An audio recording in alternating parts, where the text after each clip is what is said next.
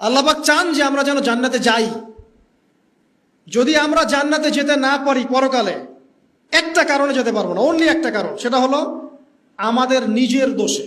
একটা কারণ, যারা জাহান্নামে যাবে মানুষ এবং জিনদের মধ্যে, নিঃসন্দেহে মহাবিশ্বে তারা ছাড়া জাহান্নামে যাওয়ার উপযুক্ত কেউ ছিল না। ও জাহান্নামে যাওয়ার উপযুক্ত ছিল বলেই আল্লাহ পাক তাকে জাহান্নামে পাঠাবেন। আর যারাই জান্নাতে যাবে প্রত্যেকেই শুধু আমলের বদৌলতে যাবে না, বরং আল্লাহ পাকের রহমতেই যাবে। কেউই তার আমল দিয়ে জান্নাতে যেতে পারবে না। আল্লাহ পাকের রহমত যাদের উপরে বর্ষিত হবে তারাই জান্নাতে যাবে ইনশাআল্লাহ। কে আমল দিয়ে যেতে পারবে না। যত আমলই করি বলা যাবে না এই আমলের বদৌলতে জান্নাতে যেতে পারবো। আল্লাহ পাক দয়া না করলে হবে না। আল্লাহ পাক চান যে আদম সন্তান যেন জান্নাতেই যায়।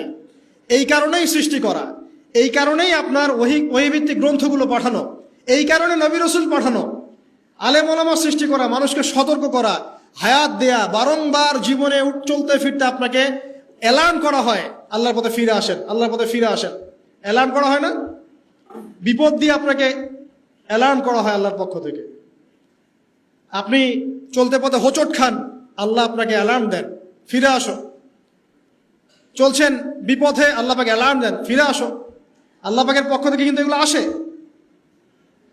অদ্ভুত একটা হাদিস বললাম, অদ্ভুত বলতে বলছি অ্যামেজিং হাদিস, যে একজন সাহাবী বলছেন, সালমান রাদিয়াল্লাহু আনহু, তিনি বলছেন যে যখন মুমিনের উপর বিপদ আপদ বালা মুসিবত আসে, তখন মুমিনের এই বিপদ আপদ বালা মুসিবত রোগ শোকের বদৌলতে আল্লাহ পাক তার গুনাহগুলোকে মাফ করে দেন এবং তার মর্যাদাকে বাড়িয়ে দেন, এবং সে আল্লাহর দিকে ফিরে আসার অনুশোচনা করার সুযোগ পায়।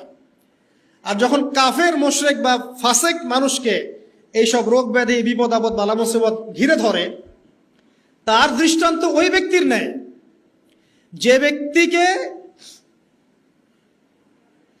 তার দৃষ্টান্ত সেই উটের ন্যায়, তার দৃষ্টান্ত সেই উটের ন্যায় যে উটটাকে তার মালিক বেঁধে রেখেছে, এরপর ছেড়ে দিয়েছে।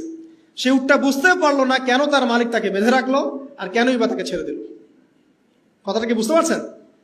যারা আল্লাহ দ্রোহী, তাদের উপর যখন বিপদ আপদ বালা মুসিবত আসতে থাকে, তারা বুঝে না যে কি জন্য আসলো আর কেন চলে গেল।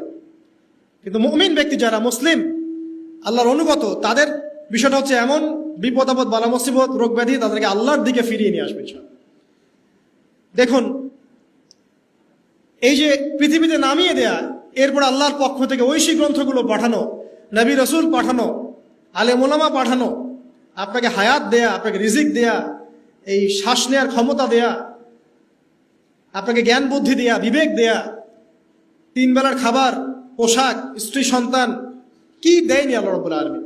এই যে সমস্ত নিয়ামতগুলো দেয়া, এগুলোর একটা উদ্দেশ্য, আপনি আমি যেন এটাকে উপলব্ধি করি যে এগুলো আল্লাহর পক্ষ থেকে আসছে এবং আল্লাহর দিকে আমরা অভিমুখী হই, এছাড়া কোনো উদ্দেশ্য নাই। সামনে যান, নূহ আলাইহিস সালাম, একদিন 2 দিনেই কি আল্লাহ পাক তার কওমকে ধ্বংস করে দিয়েছেন? 950টা বছর আল্লাহ রাব্বুল আলামিন সময় দিয়েছেন কওমকে, আল্লাহর দিকে ফিরে আসো, আল্লাহর দিকে ফিরে আসো। নবী দাওয়াত দিয়েছেন প্রায় 950 বছর। যখন তারা ফিরে আসে নাই, তারপরে আল্লাহ রাব্বুল আলামিন গজব দিয়ে ধ্বংস করেছে। কারণ আমি বলেছি একটা কথা, আল্লাহ পাক শুধু রহমানুর রহিমই নন, বরং তিনি কিন্তু কঠোর শাস্তিদাতা, শাদীদুল ইকাব বটে। সামনে আরো যান, ইব্রাহিম আলাইহিস সালাম, একা একটা মানুষ নমরুদের সাথে ফাইট করছেন, আগুনে ফেলেই দিল, সে আগুনকে আল্লাহ পাক ঠান্ডা করে ফেললেন। এটা কি আল্লাহ পাকের দয়া নয়? তার সন্তান ইসমাইলের কুরবানিটা দেখেন, আল্লাহ পাক বলেছেন কুরবানি করো, তিনি ডানে বামে প্রশ্ন করেন নাই। আমরা হলে প্রশ্ন করতাম, কেন করব? শিশু সন্তান, নিষ্পাপ, এটার কোনো যুক্তি আছে কিনা, লজিক আছে কিনা। তিনি কোনো লজিক দেখতে যাননি, আল্লাহ পাক বলেছেন করেছে। আল্লাহ রাব্বুল আলামিন তার এই ঘটনাটাকে তো সম্মানিত করলেনই, কিয়ামত পর্যন্ত কিন্তু এই ঘটনা মানুষ স্মরণ করবে। দয়া দেখেন, তার সন্তানের খাবার নাই, পানিও নাই, অলৌকিকভাবে আল্লাহ রাব্বুল আলামিন জামজাম কূপ সৃষ্টি করলেন, কিয়ামত পর্যন্ত থাকবে ইনশাআল্লাহ। দয়া নাই? এই কূপটা দেখলেই তো মুসলিম হওয়া যায়। এই জামজাম কূপটা দেখলেই তো মুসলিম হয়ে যাওয়া উচিত মানুষের। কোত্থেকে আসলো এই কূপ? এই পানির এত বৈশিষ্ট্য কেন? কখনো শেষ হচ্ছে না কেন? এটা নিয়ে ভাবলেই তো মুসলিম হওয়া যায়। হবে না, কারণ কি? আবা ওয়াস্তাকবার, উদ্ধত হয়েছে, অহংকার প্রদর্শন করছে। অহংকার মানে এই নয় যে আপনি সুন্দর জামা পরছেন, আপনি সুন্দর কাপড় পরছেন, আপনি ভালো একটা বাড়ি করেছেন, এটা অহংকারের পরিচয় নয়। বরং অহংকারের পরিচয় হচ্ছে বাতারুল হাক্কি ওয়া গামতুন নাস, সত্য জিনিস যেটা স্পষ্ট এটাকে অস্বীকার করা, আর অন্য মানুষকে ছোট করা, তুচ্ছ তাচ্ছিল্য করা, এই হলো অহংকারের পরিচয়। ইউনুস নবীর কথা মনে আছে আপনাদের? ওই যে মাছের পেটের মধ্যে 3 দিন 3 রাত ঘুরছে আর ঘুরছে, একজন নবী হয়ে তাকে এই অবস্থা ফেস করতে হচ্ছে। এক পর্যায়ে তিনি বুঝতে পারছেন যে আমার কিছু একটা তো ভুল হয়েছে। আল্লাহর কাছে হাত তুলে দোয়া করলেন, লা ইলাহা ইল্লা আনতা সুবহানাকা ইন্নী কুনতু মিনাজ জালিমিন। দোয়ার পড়ার সাথে সাথে আল্লাহ পাক বললেন, যাও মাছ তুমি রেখে চলে আসো। এটা কি দয়ার নিদর্শন নয়?